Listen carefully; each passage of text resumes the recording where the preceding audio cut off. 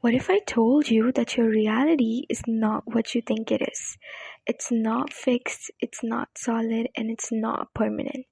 Instead, it's like a mirror that has been quietly obeying your identities and not your desires.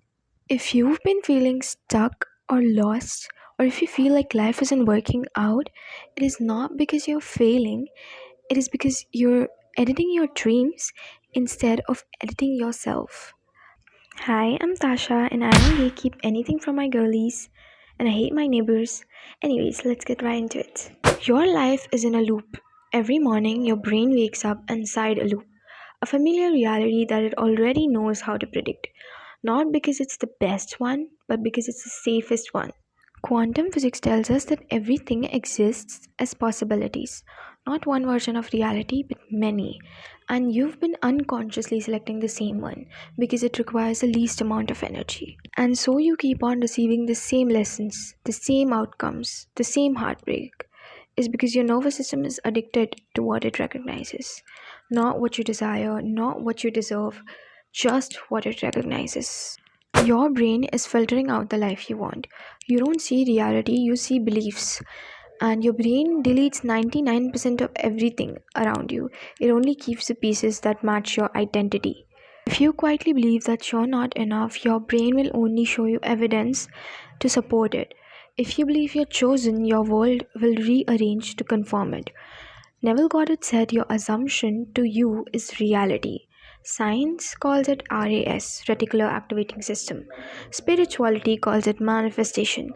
But the truth is very simple.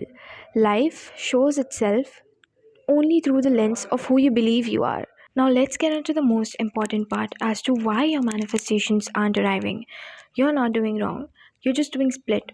A part of you wants the new life, while the other part of you is still attached to the old one. You affirm confidence, but when you enter rooms, you try to shrink yourself. You affirm love, but you text like someone who's scared of being forgotten. So your desires and your identity is not really matching, are they? And universe, it responds to identity and not intention. Okay, so how do we edit our reality? To edit your reality, you don't need to force change. What you have to do is you have to simply embody, you have to simply become the person that reality belongs to.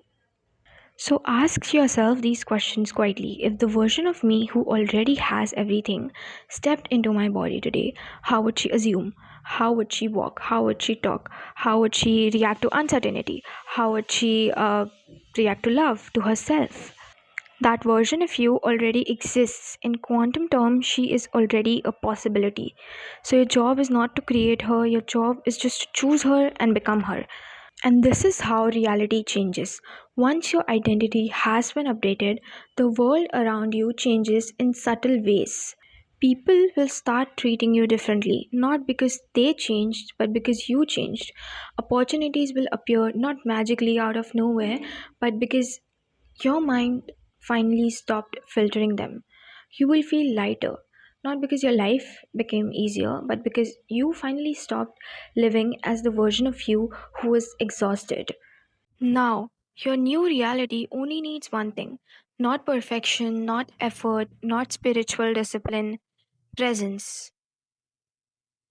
The courage to see the old you creeping back, the courage to breathe and hold still, the courage to step fully into who you are becoming and to embody that person. Now, obviously, you will feel resistance, you will feel fear, but that's not a sign to stop. In fact, it's evidence that you're fully becoming that person that your nervous system has never experienced before.